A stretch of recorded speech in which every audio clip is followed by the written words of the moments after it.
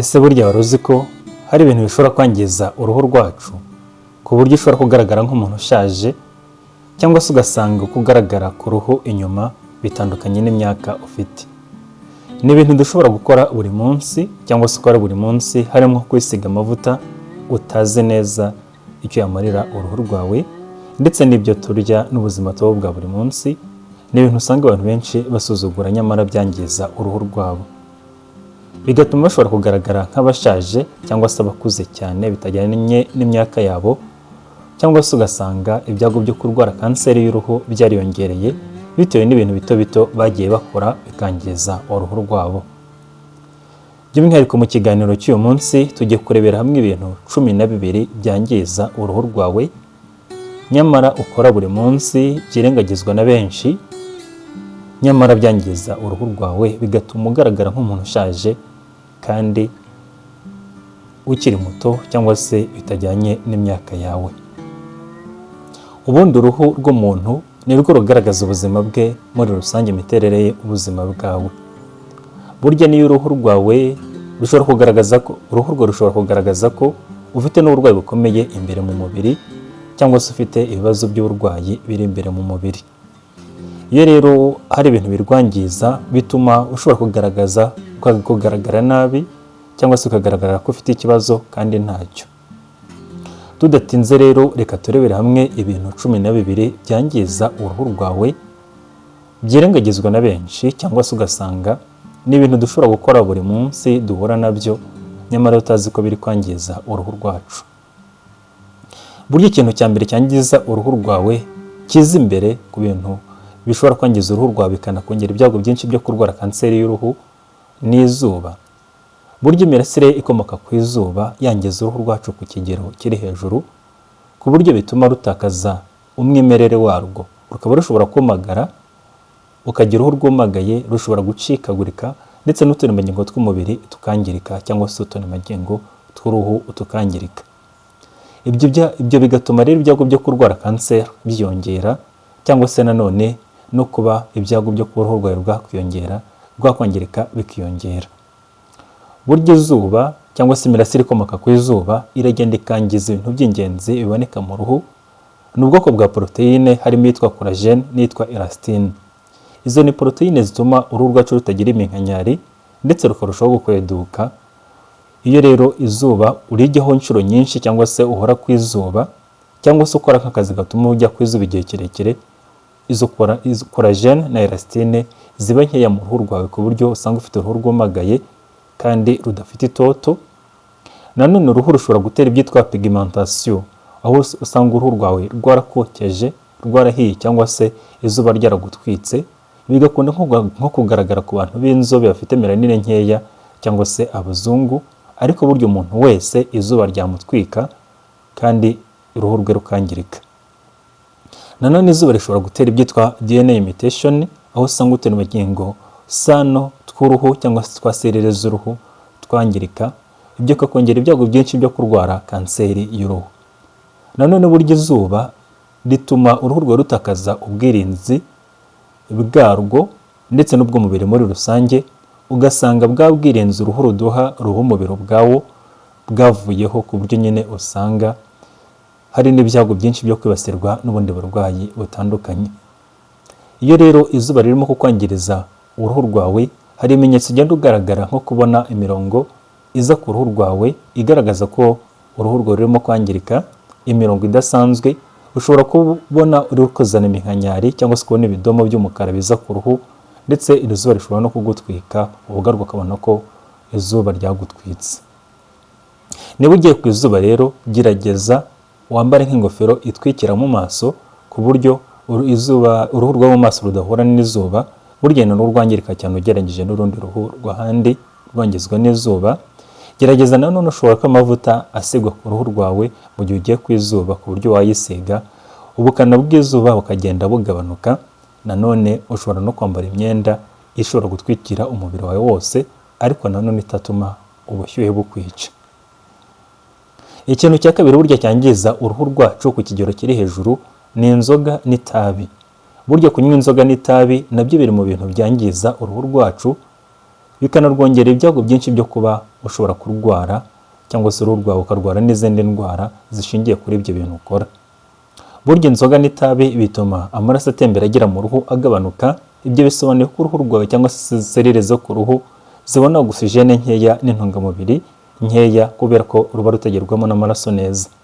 Ibyo nanone bigenda byica collagen, bwa bwoko bwa protein iboneka mu ruhu, bigatuma habaho ibinyabutabire bivuka bibi byitwa free radicals bishobora gutera uburwayi na cancer. Nanone wanakomereka ugatinda gukira. Iyo rero unywa inzoga nyinshi, uruhu rwawe rusa naho urusaza, ku buryo umuntu unywa inzoga cyangwa se abaswe n'itabi usanga afite uruhu rushaje cyangwa se agaragara nk'umuntu ushaje kandi akiri muto, cyane cyane ukabona ko uruhu rwerekeye ku munwa cyangwa se mu maso, ukabona nirwo rwibasiwe cyane, ukabona agaragara nk'umusaza cyangwa se nk'umukecuru kandi akiri umwana muto. Nanone uruhu rwe usanga rugenda rutakaza umwimerere warwo, rugatakaza ubuhehere cyangwa se rugatakaza itoto. Ashobora no kuzana iminkanyari bitewe n'igihe amaze anywa za nzoga cyangwa se rya tabi arinywa. Nanone ibyago byo kuba wagira ama skin infections cyangwa se infections zo ku ruhu bikiyongera bitewe n'izo nzoga n'amatabi unywa. Ikintu cya gatatu cyangiza uruhu rwacu ni inzoga, ariko twe tumaze no kuyivugaho, ariko by'umwihariko reka tuyigarukeho. Burya inzoga nayo ubwayo yonyine nayo ishobora kwangiza uruhu rwacu, cyane cyane burya nk'abantu banywa inzoga cyane mu buryo bukabije cyangwa se babandi twakita heavy drinkers. Inzoga burya itera umwuma, ibyo bigatuma uruhu rwawe rutakaza umwimerere warwo ndetse n'itoto.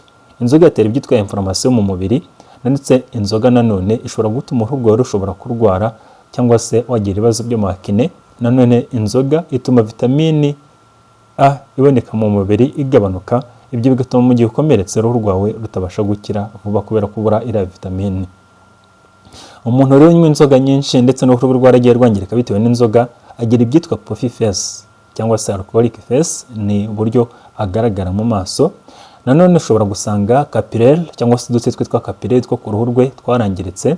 Nanone ashobora gusaza imburagihe cyangwa se kubona agaragara nk'umusaza kandi akiri muto.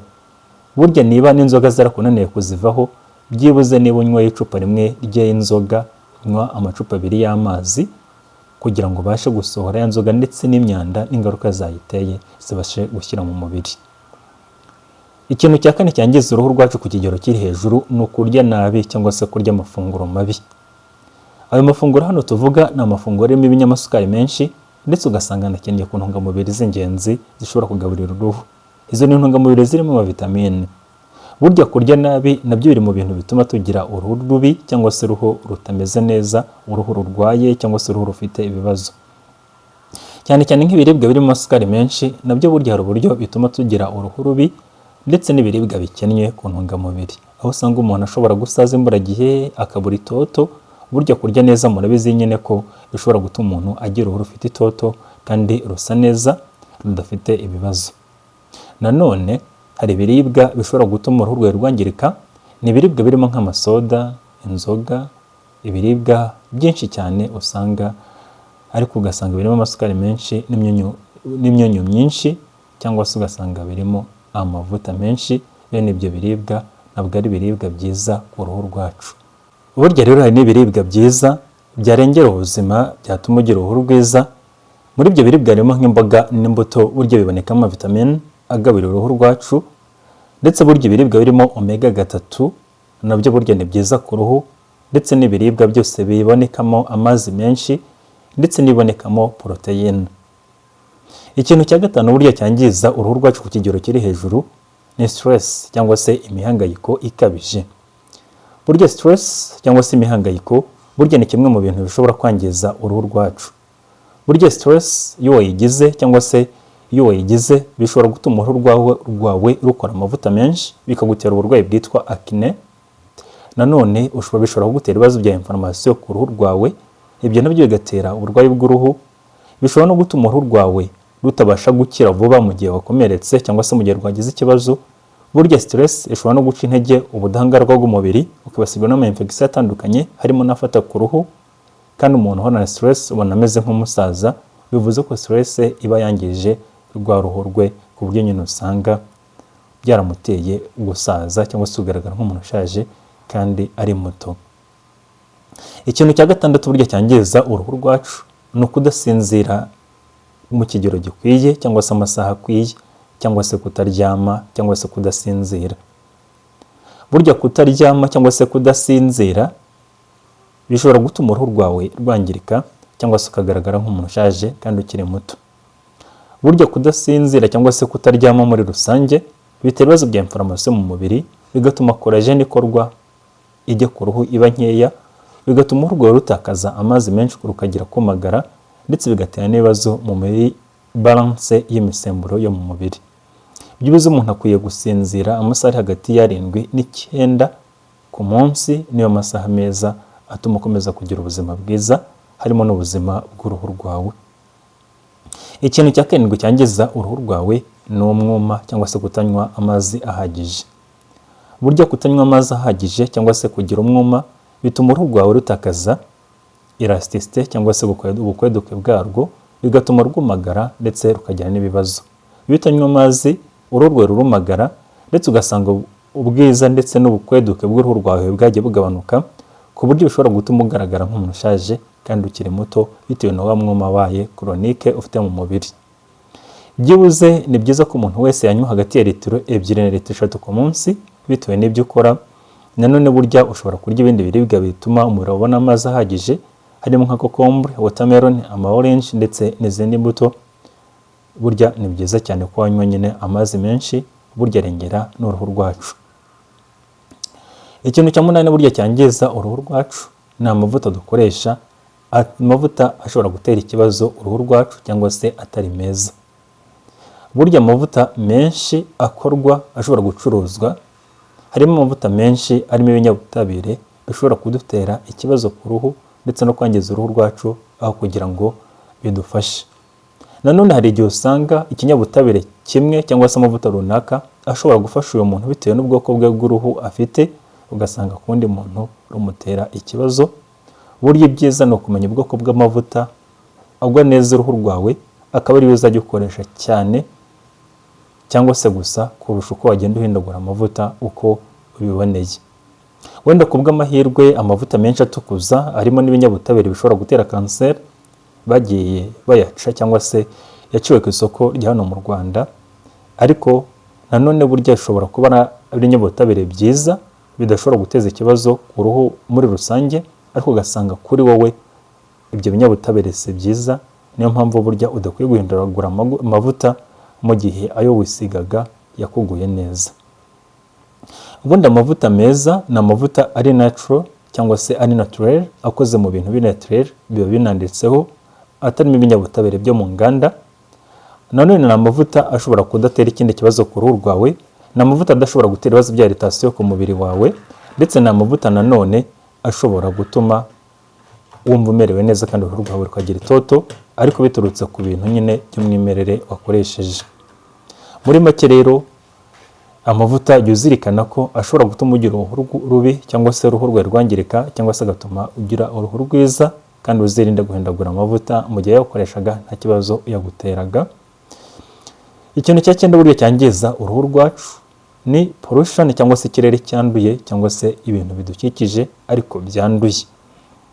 Aha twavuga rero nk'ibintu nk'imyuka ikomoka mu nganda, wenda nk'abantu bakora nko mu binyabutabire runaka.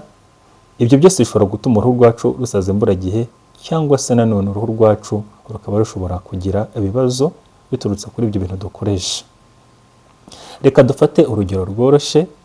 Burya hari nk'amaproduit dukoresha mu cleaning cyangwa se cleaning products, usanga zirimo harsh chemicals cyangwa se amaproduit ashobora kwangiza uruhu rwacu. Niba ukora ku bintu bidasanzwe cyangwa se ku maproduit ashobora kwangiza uruhu rwawe, burya n'amaproduit menshi akoreshwa mu buhinzi cyangwa se ibinyabutabire bikoreshwa byinshi mu buhinzi, ni byiza ko mbere yo kubikoramo wakwambara ga zabigenewe, cyangwa se ugambara nk'ishashi kugira ngo ukingire umubiri wawe cyangwa se ukingire intoki zawe, kugira ngo bijya amaproduit batabasha kugutwika, bikaba bibi noneho mu gihe ageze nko mu maso ugasanga nyine yangije uruhu rwawe, bitumye rugaragara nabi, cyangwa se bitumye uruhu rwawe rusaza imburagihe bitewe n'ayo maproduit uhura nayo, cyangwa se ibyo binyabutabire bidasanzwe uhura nabyo. Ikintu cya 10 burya gishobora kwangiza uruhu rwawe no gukoresha makeup mbi cyangwa se ama product ya makeup mbi ari fake, cyangwa se ukaba ushobora kuryama wambaye makeup cyangwa se ukaryama makeup utabanje kuyihanagura kuyikaraba ngo ubikureho. Ibi ahanini bikorwa n'abagore cyangwa se ugasanga igitsina gore bashobora gukora ayo makosa, aho bashobora kwisiga makeup ugasanga uyu munsi arayirirwanye agiye kuryama y'amaproduit ya makeup akimuriho kugeza ejo, ugasanga yenda nejo akarabye nka saa 4 z'amanywa cyangwa se n'umunsi wose arashobora kubyirirwana. Ibyo rero burya bishobora gutuma uruhu rwawe rushushaho kwangirika ndetse bikagutera n'ikindi kibazo cy'uburwayi bwo ku ruhu, cyane cyane nk'amabagiteri, indwara z'amakine, cyangwa se uruhu rwawe rukaba irite, rukagira irritation, cyangwa se na infection zishobora kuza mu maso cyangwa se no mu bindi bice byo mu maso biturutse kuri za makeup wararanye. Burya no kwisiga makeup za fake, izi za ushobora kugura ku mihanda bazibunza za make, cyangwa se nanone ishobora kuba zinahenze ariko ari makeup za fake, nabwo burya ishobora gutera ikibazo bigatuma uruhu rwawe rushaho kwangirika aho kugira ngo ruse neza. Ikintu cya 11 cyangiza uruhu rwacu ni uko ufite imbalance mu misemburo cyangwa se imisemburo yawe itari ku murongo. Burya umuntu ufite ibibazo mu misemburo ye ashobora kugira ibibazo by'uruhu kwangirika k'uruhu rwe, cyane cyane bigakunda nko kujya bugaragara ku bantu bari muri puberté, abagore batwite, abantu bageze muri menopause, abantu bakoresha imiti yo kuboneza urubyaro ariko ikoresha imisemburo, n'abantu bafata imiti ivura stress ndetse cyangwa se ivura indwara z'imihangayiko, aho bashobora kugaragara nyine no ku ruhu rwe ukabona ko rwangiritse, akazana ibiheri, ibidomagure mu maso. Ariko ibyo by'akenshi ya misemburo cyo kibazo iyo kirangiye nko mu gihe ubyaye, puberté yarangira, uruhu rwe rushobora kongera ugasa neza, rukamera neza. Bwo ntukwiye kugira ikibazo, ahubwo icyambere no kugira isuku kandi ukirinda gukoresha amaproduit adasanzwe ngo ugarure ubwiza, ahubwo gerageza cya kintu kirangire ibyo bintu bizavaho. Ikintu cya 12 gishobora gutuma uruhu rwawe rwangirika no kutita ku ruhu rwawe mu buryo bukwiye. Burya uruhu ruhabwa keya, uruhu rwitabwaho. Kurwitaho ni ukuwitaho inyuma ku ruhu nyine hari ibyo wisiga, ndetse ukarwitaho no mu mirire imbere, ibiryo urya. Burya uruhu rwawe iyo utarwitaho ngo rukarabe, ukoreshe nyine skin care, biragenda bigatuma turiya twenge two ku ruhu tuba clogged cyangwa se twifunga, uruhu rwawe ntirubashe guhumeka neza, bigatuma uruhu rwawe rwumagara, uruhu rwawe rugakomera, bigatuma usaza na vuba. Ni byiza ko rero burya ukwiye kumenya ko ukwiye koga inshuro nyinshi, byibuze rimwe ku munsi. Nanone ushobora gukoresha ibiribwa, kwita ku biribwa birimo nka vitamine C. Ushobora no gukoresha amavuta yabigenewe meza, ukarya imbuto, ukiyitaho mbese muri make. Ushobora no gukoresha face mask cyane cyane ikoze nko mu mbuto, nayo burya ni nziza, cyangwa se no mu bindi bintu bitangiza uruhu rwawe. No mu gihe ubona ufite ibibazo byinshi ku ruhu by'uburwayi ukabivuza. Ibyo rero bizatuma ugira uruhu rwiza, nugerageza kwita ku ruhu rwawe bizatuma ugira uruhu rwiza rudasaza imburagihe, cyangwa se utagaragara nk'umuntu ushaje bitajyanye n'imyaka yawe, ndetse n'ibyago byo kurwara kanseri y'uruhu bigabanuke bitewe n'uburyo urwitaho. Niba ari bwo bwa mbere ugeze kuri channel, wakora subscribe. Tuvuga ku buzima, indwara, imiti ndetse n'ibiribwa. Ufite n'igitekerezo wacyandika muri comment.